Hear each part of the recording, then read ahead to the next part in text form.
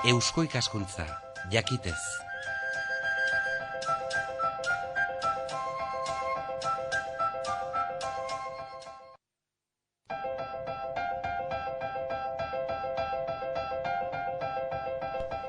Euskal Herria irratian kulturarloa. Eta kulturarlo honen gaurko alean musikaren hildoa. Udazkenean sartu berritan 9 hilabeteko aroa hasi da. Udazken neguta udaberria hartzen dituen urtealdi akademikoa eta beste ere urtealdi musikala. Hemen, Iruñalde honetan, musika handiak badu bere mugimendua eta bere eskaintza. Kontzertu sorta zikloan antolatzen dituztenen artean, hortxe dugu, adibidez Soziedade Filarmonikoa, atzerriko orkestrak eta jotzaileak ekartzen dituena. Hemen edo geure bazterrotan orkestrarik ez genuenean edo ez bentsat handirik. Nafarroko orkestra daukagu bestalde, orain dela gutxirarte Santa Cecilia izenarekin aritutakoa. Orain urte gutxi profesionaldua eta handiagoa. Baluarten kontzertu bakoitzaren 2 emanaldi ematen ditu azken boladan. Ostegunak eta ostiralak erreserbatuak izaten ditu. Ta Euskadiko Orkestra Sinfonikoa. Urtean 11 kontzertu emanen ditu aurten ere, horitariko 2 ez haiek zuzenean ez berak baizik gonbidaturiko beste orkestrak. Gehien bat asteazkena izaten dute kontzertuen egun, baina zenbaitetan gertatzen da asteartera edo ostegunera aurreratu edo atzeratu behar izatea, eta aurtengo temporaldi honetan noiz edo noiz baita astelenen eta igandean ere besterik ezinean. Erakunde musikal gehiago baditugu hemen Iruñan, adibide gisa Iruñeko Orfeoia, baina honen berri gure hurrengo atalean. Izan ere eta honako gaurko honetan Euskadiko Orkestra Sinfonikoa dakarkizuegu. Asteazken honetan, irailaren 29 du denboraldiko lehendabiziko kontzertua. Begirada oro hartzailea eman nahi diogu temporadari geure kulturarlo honetan. Eusko ikaskuntzarekin batera egiten dugun gure kultur saioan. Gurekin argibideak emateko Inigo Alberdi dugu, Euskadiko Orkestra Sinfonikoan zuzendari nagusia. Aurtengo 2011 abonu denboraldiak lema polita daka eta lema argian ikusten. Musika edo soinua mugimenduan. Horrek zen adierezen ditu, nolabait eskaintza zabal bat eta eskaintza irekia. Guztira hemen Iruñan 11 kontzertu izango dira, urrian hasiko dira eta ekainean bukatuko dira. Bai, aipatzeko, noski, 11 kontzertu horietatik 9 Euskadiko Orkestra izango da bera, jotzen duena, eta gero aipatu 2 orkesta gonbidatu izango ditugula gure abonu denboraldi hortan. Extremadurako Orkesta eta Düsseldorfeko Orkesta. Biak ere Euskadiko orkesta horiekin egiten duen interkambioen fruitu, ez da dira bizita horiek. Kontzertu mailan obra denetarikoak izango ditugu, programa oso klasikoak, batzuk pixka modernagoak, batzuk aintzinako musikaren tokearekin ere. Behar bada, obren alorrean aipatuko nuke, beti publikoarentzat eta musikarientzat ere oso gustokoa den lana, Beethovenen 9. sinfonia hori, hor azaro abendu bitarte hortan eskeniko duguna, gure zuzendari titularrarekin, Andres Orozko Estrada, eta gero baita ere, beste kontzertu guztiak ere aipatu ditzazkigu, baina nik baita ere azpimarratuko nuke azaroan 10 egingo dugun kontzertu bat, hemen Iruñan bakarrik egingo da, beste hiriburuetan ez da eskeniko, eta kontzertu hori aipatuko nuke badaukalako nolabaitarako napartoke oso garrantzitsu bat, ezta? Eta da lehenengo obra joko duguna, kontzertua irekiko dugula, Pascual Aldaberen Nerabe Sorta obrarekin. Lesakar konposagile honen lan oso ondo eginikoa da, oso ondo paraturikoa, eta kontzertua honekin irekiko dugu. Hori pixkat zerbait aipatzearen gero, obra haundiak egongo dira, obra estrenoak egongo dira baita ere, Jesus Egigurenen Kinley Symphony, Jesus Egiguren Durangoko konposegile baten estrenoa izango da. Claro, izena berdina da, ez daukate inungo harremanik nidak idala behintzat. Eta, Jesus Egigurenen obra hori estrenatuko dugu kontzertu berdinean, Cesar Franken sinfonia en re delakoa ere eskeniko da. Gero badago ere baita ere beste kontzertu berezi bat, guretzat badaukana gainera alako toke berezi bat, eta izango da martxoan eskeniko duguna, martxoaren 14ean. Eta kontzertu izango da Enrique Jordá orkesta zuzendariaren omenezko kontzertu bat. Enrique Jordá izan zen Euskadiko orkestaren lehenengo zuzendari titularra, bera Donostiarra zen jaiotzez, eta 2011 urtean ospatzen da bere jaiotzaren mendeurrena. Bere omenez edo joko dugu lehenengo zatian Jesus Guridiren 10 euskal melodiak, Jesus Guridik berak Jordari eskenitako obra bai da. Sortu zuenian egin zion eskaintza. Bai, hasieratik, obraren originala dago, dedicado a mi amigo Enrique Jordá. Ordurako ja zuzendaria itzentzalako handan. Bai, ze hau, zehazki ez dakit ze urtetako obra den 10 melodia, baina ordurako ezagutzen zian, Guridi maixua eta Jordá maixua, eta baita ere, zuzendari moduan askotan ikusi zuen Guridik, Jordá zuzendari lanetan. Kontzertu hortan gainera bigarren zatian, bestelako obra bat ere eskiniko dugu, Gustav Mahlerren 4. sinfonia, aurten ere Mahlerren mendeurrena bada, eta bere 4. sinfonia eskiniko dugu. Horrere, zuzendaria Andres Orozco Estrada, gure titularra, eta soprano bezala Christiane Karg, austriar soprano dotorea. Beste momentu igual interesgarri batzuk, mugarri batzuk, Biarritzeko baletarekin. Bai, dudarik gabe, Mikel. Hor, pixkat gure izaeraren adierazgarri, eta gure hainbateko lankidetzen adierazgarri, Biarritzeko baletakin egingo dugun programa hori. Programa benetan berezi izango da, Biarritzeko baleta taula gainean arituko da, eta orkesta fosoan, ez da? Opera izango baliz ezela. Hemen ez da fosorik. Foso txikia baina badago, Bai, moldatuko gara. Uniko egin behar fosoa irekitzeko, patioko eserlekuen hilera batzuk kendu behar dira, baina moldatuko gara. Orkesta behan eta baleta goian. Europa zaharreko hirietan egiten den bezala, eta berez, pentsatuta eta konposatuta dagoen bezala, ez da, baleta goian eta orkesta behian. Hor, egingo dugu, Txaikovskiren, Nor eta Txaikovskiren baletetako zati batzun aukeraketa. Hori, benetan mugarri garrantzitsua izango da. Gero baita ere, mugarri bezala nik joko nuke, martxoan bertan, martxoko aipatu dugu, Guridinena eta Mahlerna. Maiatzean baita ere, dakagu zuzendari oso berezi bat, Jan-Christophe Espinosi, pixkat aintzinako musikaren munduetik datorren gizon bada, eta berarekin eskeniko dugu kontzertu polita. Beethovenen 4. sinfonia, 2. zatian, eta lehenengo zatian, Valentin de Zubiaurre, garai Durango ondoko herriska bateko konposagilea zen, eta Valentin de Zubiaurren Ekos de Oiz lana, eta horren ondoren Schumannen txelo kontzertua. Hor, Jan-Christophe Espinosirekin lankidetzan, Euskadiko orkestaz aparte, noski, Johannes Moser txelista arituko da.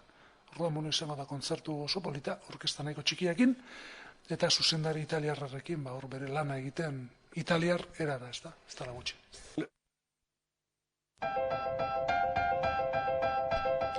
Kulturaren arloan gaude hemen Euskal Herria irratian, Eusko Ikaskuntzaren laguntzaz eta babesaz egiten dugun kulturgintzaren saioan.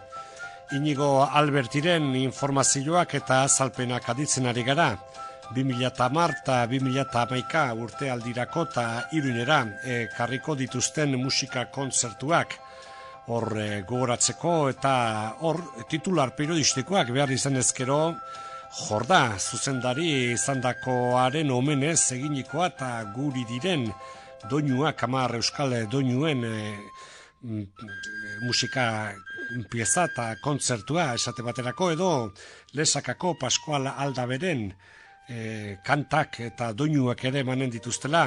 Baina bada kontu gehiago ere, dena esan gabe ere zertzela da batzuk kontuan hartu beharrekoak. Inigo Alberdi. Azaroan 10 kontzertu berezi hortan, Aldabe, Millo eta Mendelsonen kontzertu berezi hortan, zuzendari lanetan ere, guretzat oso gertukoa den zuzendari eukiko dugu, Irungoa, Irundarra, Iker Sánchez izango da, kontzertuetan zuzenduko digun zuzendaria. Eta, berarekin hainbat lan egin ditugu, eta kontzertu hortan ere, bera izango da, guretzat, gidari. Beraz, hori ere, osagarri bat gehiago, zita berezia izateko, ez da. Baitere, aipatu nahiko nuke, aurten Mikel, pixkat berezitasun bezala, orkestatikan aurkezten dugula ziklo berri bat. Klasikat deitzen dena, atzizki horrek euskeraz argi dago, kanpo edo aparte nahi duela izan, eta bere esan nahi hori da, klasikatik aparte, edo klasikatik kanpo ere eskainiko dugun ziklo hau. Lehenengo kontzertua ja pasatu zen, Iraia Ziera izan zen, eta Michel Camilo aritu zen, Euskadiko Orkestakin, eta Ruben Jimeno zuzendari gizara, eta bigarrena ekainean ospatuko da, 2008ko ekainean, eta hortan Jorge Drexler, kantautorea uruguaitarra, arituko da orkestarekin batera. Eta hor, Fernando Velázquez izango da baita ere, konposagile eta zuzendari lanetan arituko dana. Klasikat honen helburua zein da, publiko ezberdinetara iritsi, eta orkesta ere formato ezberdinetan aurkestea. Asteazkena dira gehien bat, ez hemen Iruñan kontzertuak eskentziko eguna, baina ikusi dut, osteduna, astartea, igandean ez baita astelena ere, hoi zer da, aldenean iten da edo nola ez da...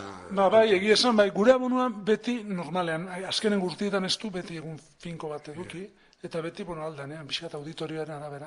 Kontutan eduki behar da, gu Euskal Herri guztian gure aktibitatea eratzen dugunez, bintzat, Elkarte Autonoman eta Nafarroan, gu beti auditorioen arabera ibili behar gala. Gu ez dakagu egun fijoak leku bakoitzetan, beste orkesta batzun bezala, gu beti ibili behar gara, enkajatzen, ez? Hortan, gure orkestako lantaldeak eta zuzendari teknikoak egin bat, nahikoa buru uste ukitzen dituzta, eta enkajatzen, eta fitxekin jokatzen, ez da? Leku guztitara iristeko dauzkagun epe horietan. Horregatik, egunen aldaketa hori. Jendeak arre seitu behar du. Oin usteguna, geho igandia, geho... Hortarako baita ere beti, urtearen bukaran beti, alako egutegi dotor eta undi bat, oparitzen dugu beti, kolorekin ipinita egunak, jakitzeko noiz dian kontzertuak eta akatsik ez egoteko. Antolaketa kontu zerbait, ustut esana gelditu dela, eta etorriko dira, Alemanietik, etorriko dira ere Extremaduratik, zueke hauntza joan, Extremadurara, eta gira bat inez, eta... Zerbait ere, eta Alemanira, ez daitu izaren, joan etorri bat, edo nola izaten den, anere zikloak... Alemanian eskaineko ditugu 4 kontzertu. 3 Düsseldorfen, eta beste bat Gütersloh, Düsseldorfetik nahiko gertu dagoen hiri baten. Hor esan, Alemanian zona hori oso potentea dela, ekonomikoki enpresa asko daude, eta oso, bizkat, alako leku neuralgikoa badala, zentru bat, eta kulturalki ere, oso, Düsseldorf bera, eta Dortmund, eta, hor badaude orkesta honak, eta oso opera ziklo honak. Ez orduan, horregotean, olabait, Alemaniaren bihotzortan, guretzat, potentea da. Alemaniaz aparte, aipatu dugu bezala, Burdeosen ere egongo gara, Burdeoseko orkestakin, Burdeosak iteneko orkesta nazionalarekin harreman handia dakagu, orkestaren hasieratik gainera, eta interkambio horren fruitu guk 2 kontzertu eskainiko ditugu, bata Burdeosen eta bestia Arkasonen. Hor, zuzendari moduan, kontzertu horietan, Michal Nesterovic, Polonia zuzendari bat, hemen Kadakeseko, Kataluniako sari bat lortu duen zuzendaria, eta bakarlari moduan Luis Esnaola, Donostiar familiako violinista potentea. Eta Alemaniara bira egingo dugunean, hor zuzendari bezala gure titular arituko da, Anders Orozko Estrada, eta bakarlari bezala beste figura bat, Gautier Capuzon, txelista.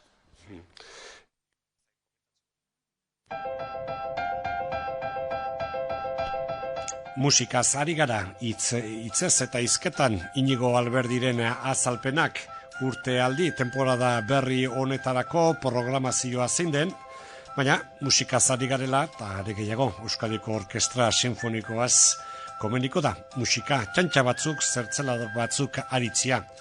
Jendaurreko kontzertu ez gainera, diska gintza ere, Euskadiko Orkestrak daraman beste hildo bat, beste arlo bat.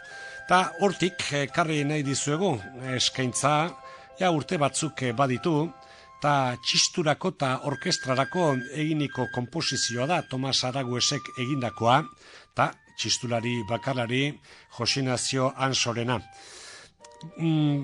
Badu, honek zenbait puntu bereizgarri, izan ere Ansorenak kontzertuen aldi hartan suerte handirik ez da. Bihotzeko izan zuen, hala ere moldatu zen, zuzeneko eta kontzertuetan eta aritzeko. Hemen zati bat adituko dugu, Tomas Araguesek eginiko txistu eta orkestrerako kontzertu horretatik 3. mugimendua, Allegro Rondo izenekoa. Hemen kulturarloan eta aurtengo Euskadiko Orkestra Sinfonikoaren temporaldi hasieran Euskal Herria irratian musikaren hotsa.